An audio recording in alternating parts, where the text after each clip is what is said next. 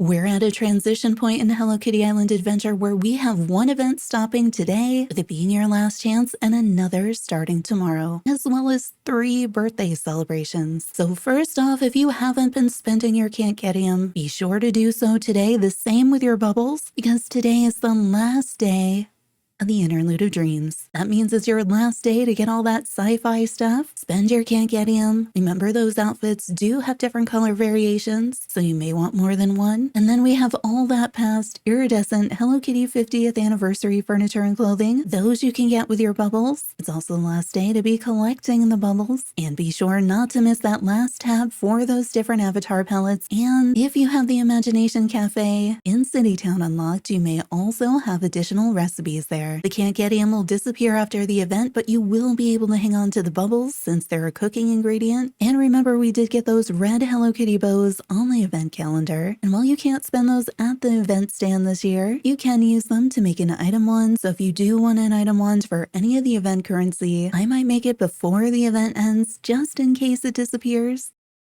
The spooky celebration does have a few more days left, so you'll be able to trick-or-treat just a little bit longer, get some more of those items, and don't forget about the past items. And check out the color variations on the clothing for this year and last year, because there's a whole bunch of them. Even if you played and got all the color variations last year, remember some of those returning outfits did get additional colorways, so you may want to check at the dye stand and make sure you don't have any blue dots left before this event ends. And I might also pick up an extra for My Melody and Kuromi outfits, because we did see colorways in the trailer and promotional images that we don't currently have in the dye stand, just in case those get added. I might get them now if you have event currency left. Be sure you've checked your mail recently, because there's been several Sunblink mail that give us more Kankedium and spooky treats.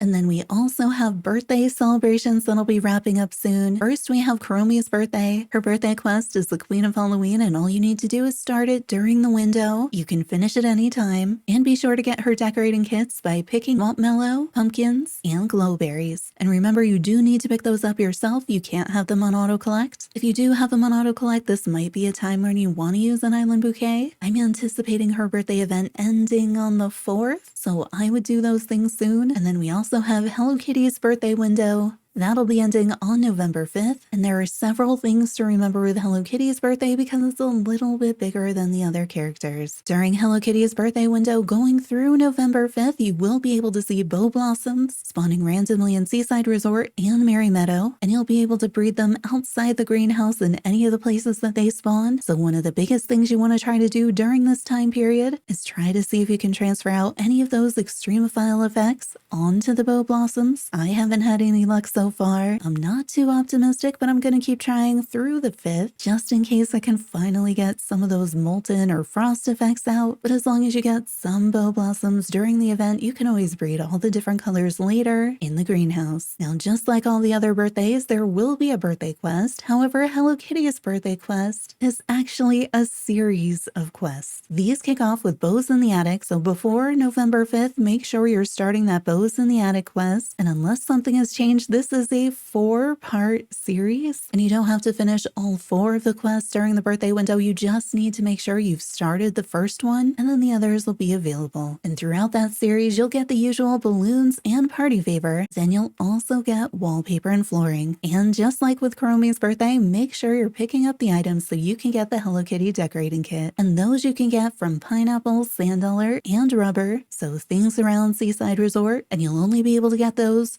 through November 5th. And it doesn't stop there. You'll also see a new quest, Capering Cards. Depending on your platform, it just unlocked October 31st or November 1st. And this is the quest with Cinnamoroll that becomes available around Hello Kitty's birthday. It's a very, very short quest, but this unlocks the Hello Kitty collectible cards. Now, oddly enough, even if you did this last year and you've collected all the cards, you also get this quest again. We don't know yet if the quest is going to disappear with the Hello Kitty birthday window. It seems like it might. So if you do want to do that collection, be sure to start that quest soon or even finish it soon, it's like 2 seconds talking to Cinnamoroll. He's like, hey, cards, and then you're done. And then they'll be available all over your island and they won't disappear until you pick them up. So you don't need to worry about getting all 51 cards during the birthday window, but I would probably try to do the Capering Cards quest so you unlock the cards as soon as you can. And before that November 5th deadline, I would probably just say do it today, be safe. If you want help in a full walkthrough of how to find every single one of those 51 cards, I did just post an updated guide on the channel and it'll walk you to every one of those locations. I think most of them you'd be able to find on your own, but a couple of them are a little bit tricky. And then after you collect them all, after Island Reset on the next day, you should be getting the gold set from Cinnamoroll. And these are the 50th anniversary gold top hat, bow, tuxedo, and dress, and also an outfit for Hello Kitty. One thing to keep in mind, the cards are not actually items. They're more like checking things off on a checklist the way you do with Gudetama, so you'll be able to see the ones that you've gotten in your collections menu under events, but you won't have any actual items, so you won't be able to decorate with these. And then on to the new stuff. We had Hello Kitty's birthday and Kuromi's birthday wrapping up within the next few days, and then we're going to see Retsuko's birthday, her quest and decorating kits opening up soon. Her birthday is on November 6th, so I would anticipate maybe the 4th we see her birthday quest open, but it should be sometime this week. So again, be sure you do her birthday quest sometime during her birthday window. You only have that 1 week, and we don't know yet what we'll need to pick up for her decorating kits, but probably something on Mount Hothead. I would anticipate Obsidian, Cinnabloom, Magma Bloom, so you may want to take those off auto collect at some point this week just in case. And then we have a new event starting tomorrow. This is the Days of Plenty, and we just got new images.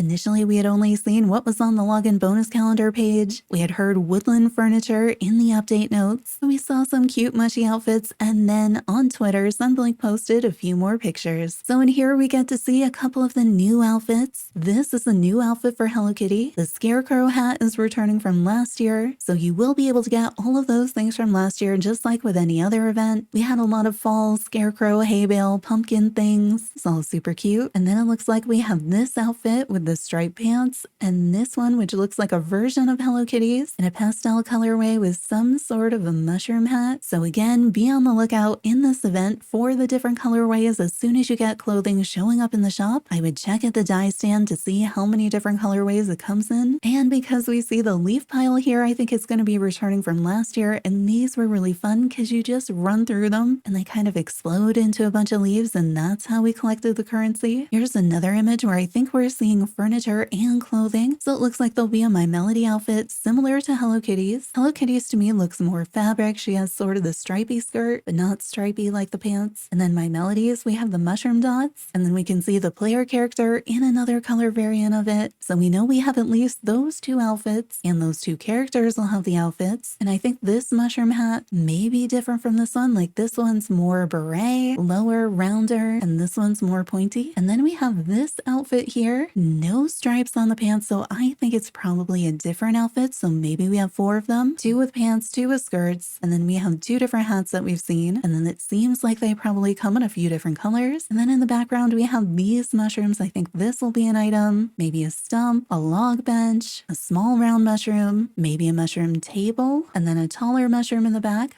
with a couple smaller things attached to it. See the bow blossoms back here? And then here we can see that same outfit, different colorway on the hat, same dress we saw before, and then a bunch more of the furniture. This item here is from last year, but the wallpaper, the flooring, those are new. Acorn tea set. Is this the stump My Melody was jumping on? I think so. Maybe a different colorway. It could be the lighting. This one looks much darker to me, so it could be the lighting or it could be different colors. I'm not quite sure what this is here. Maybe some sort of very flat cushion or a rug, maybe like a picnic blanket that also has leaves on it. Over here we have a hanging bed, and I kind of wonder, do we have ceiling items, or does it just kind of work the same as a regular item? I do really like the leaves coming off it, the little acorn touches. I imagine these pillows and blanket at least will be customizable. And then we have a little stump table here. I think the lantern might be from last year. And then we have a swing. I can't quite tell if this ribbon is part of the swing or if there might be another item back here. It feels like the ribbon and this pillow may be customizable. And then we have the bench that we saw before.